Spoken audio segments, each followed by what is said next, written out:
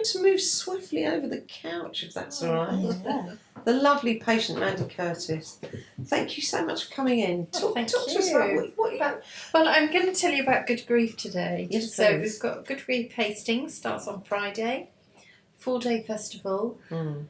It's come from a project. So Good Grief exists nationally as a project. Yeah. So it's a Good Grief Festival. It's not been to Hastings before, but it's part of a project that's looking at coastal communities and creative health. So the life expectancy for some men in the town differs by 11 years depending on where you live. Wow. And grief is one of the areas that is being looked at and researched. There's a project around young people, a project about substance misuse, and there's this project around grief. So we've got involved with the project around grief. So we've partnered with St Michael's Hospice, University of Brighton, University of Bristol, Hastings Borough Council have kindly supported the festival too. We've had Arts Council funding, and we've put on a programme that's probably a bit too big, if I'm honest. So. Oh, Mandy, why is this surprising? Because you've always done that. It's perfectly in keeping. Yeah, just so many people wanted to be involved, which is great. Yes, great. And I've no idea how it's going to go, if I'm honest. Because I know there's a lot of interest, and I know a lot of people wanted to be part of it. I don't yet know how the community are going to respond to it. So we've got, I don't know, something like nearly 20 projects for the public to get involved in. And then we have a workshop programme as well, so that we're going up onto the estates, working with age-friendly communities, working with other groups that may not want to come to the public festival, but we're still reaching them through creative interventions. Yeah. So when you say the estate, what does that mean? Estates, around northeast, northwest Hastings in particular. Yeah. So it's not just happening. So it's outreach as well as Good. So I mean, we do that in most things that we do. So we try to make sure that we're inclusive and try and reach people. We've got 4 new commissions, so 4 larger pieces of work over the weekend, and we've got a marketplace which never tried before, but lots of people that work around grief in its broadest sense. So it can be love, loss, it could be loss of a pet, loss of money, divorce, not just bereavement, although, a lot of focus has been on bereavement. Someone actually said to me the other day about this, they said, good grief, is that a mockery? I said, no, I don't think it is a mockery. I think it's bringing it also how to have a good grief. Yeah. Because we as British people, we're renowned for being really,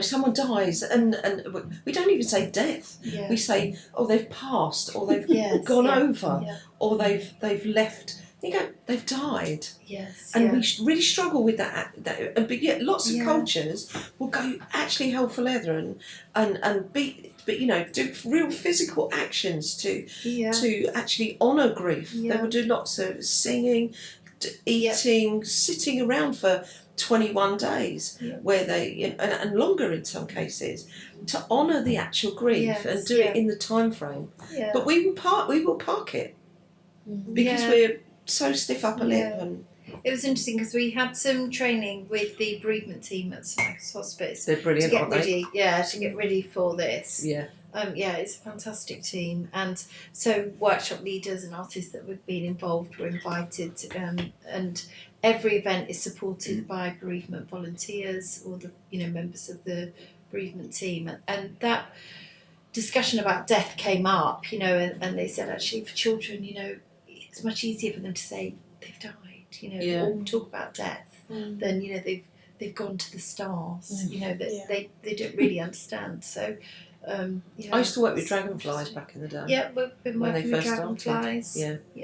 We ran some teacher training for local teachers recently. So the festival has already started that outreach programme. Actually, we met a lovely artist who'd been to the training, and she said, I've just come away from some grief training, and I'm still in that place. And I said, it really needs to linger sometimes and come to us in a, I've done that, tick. She said, I really am quite immersed in that space. I need to give that space and time to percolate, to process. I said, good. That shows the training was well done. well delivered. Yeah, Good. Yeah, it's good stuff.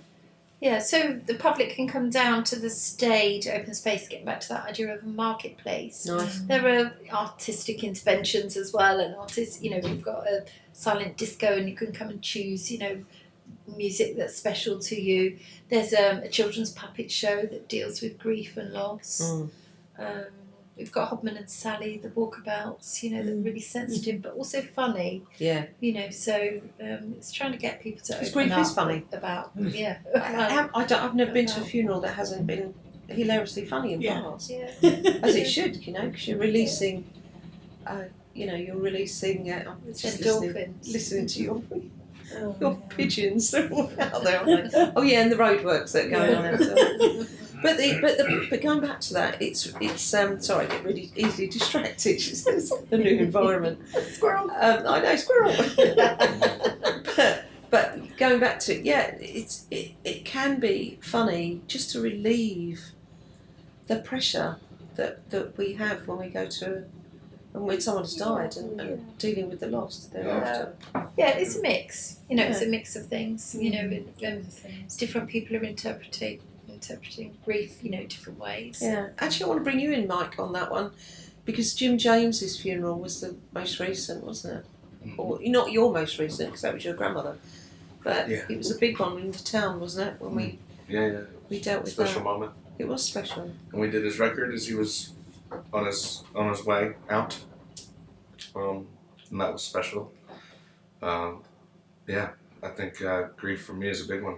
It's whether it's I went through a major grieving process when my marriage failed.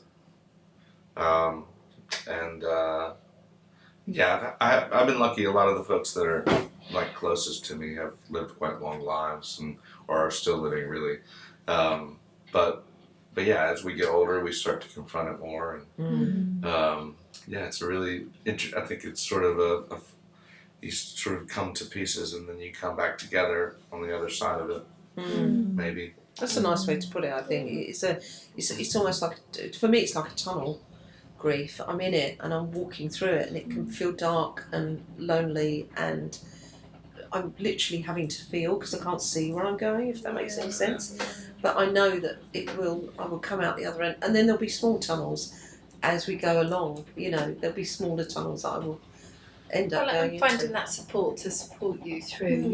That's what we're trying to do with the festival is, sort of show what support is available in the town. Yeah. And, think about ways that, we can work together and help people. Rebecca Marshall's doing a finale for us on Bank Holiday Monday. We meet at the Stade, and that's quite beautiful, quite gentle. I don't know if you know Rebecca, that originally set up Electric Palace, local filmmaker. So there's some projections, some song, some music, some procession, but the finale is a giant sculpture that Lee Dyer has made that will be on the beach and will be set fire to. And that's so people that have been involved in the festival, the public can come along, be part of this. There's a coracle that Rebecca's got as part of the performance that you can put things in you've made, or words, that you can. Does that go out really to sea afterwards? No, that we have to keep an eye on that. We can't just launch it. But, Sure. but it will come to the sea with us. Yeah. So we'll go on a journey together. But it brings grief back into actually our not a shameful thing, not something that we hide. It brings grief back into the conversation, the public conversation, respectfully. Yeah. I think there's also something really about ritual as well. I mean, that sort of thing. Ritualistic. Having, she's doing. Having a ritual, a ceremony around it. So it kind of does this, doesn't it? For well-rounded. Alan Durant is doing, I think. Did you? He is at your place, isn't he? Yeah. He's been here so too. amazing. Apples and Oranges guy. Apples and Oranges is our creative circle, our open mic thing. Alan came in right from the get-go. He's an amazing author. Writes children's books. I mean, his books are on shelves all over the world. But in any case, he came in right from the beginning of Apples and Oranges, which I thought was just going to be a music thing. And he stood up and he delivered this amazing. He said, "Hi, I'm Alan Durant, and I shared poems about the loss of my dear wife, and she passed away from cancer. They were very close, but his presence and his willingness to talk about it in this way that was so visceral and at times ugly and at times beautiful has really, I think it really helped us actually with Jim. Jim was a part of that community as well. I think his presence he sort of led us all through that grieving process with Jim, as he was still alive. He's amazing, Alan. There's sort of writing. We've got Joseph Coelho coming, who's a former children's laureate that writes for grief for children. He'll be at Hastings Museum on Sunday. Just trying to think about other writing. Departure Lounge that Lisa and Lucy have written. They're called Double L Productions. They've written a play just for the festival. That one has sold out. Beverly Harling, obviously, I know, she talks about her father. We went to see that. Yeah. And that was amazing. Yeah, she's worked that up a bit more now. So Hank Williams, coming in the influence of Hank Williams. Yeah. No, it's great. So it's a good thing you're doing. Program. Yeah, it is a really good thing you're doing. Thank you so much. Yeah, I love that. Oh. Well, come along. People are going to join us, really. Oh, I love that. So when is that happening? That starts. So it starts on Friday. So what's today? Wednesday. Wednesday. Yeah. This goes out on Thursday. Yep. 2 days time. Yeah. So when this goes out on Thursday, it'll be tomorrow. Yeah. So it'll be all over town, and we'll put all the links as to where people can find it for you. Yes, it's on our 18 hours. That'd be a good thing. So we've got big weeks, big weekends ahead for the berry. Big weeks, yeah. Don't sit idly on our hands, do we, women? No. This is Hastings. We keep busy here, don't we? It's too much to do, isn't it? Far too much to do. Okay, thank you so much.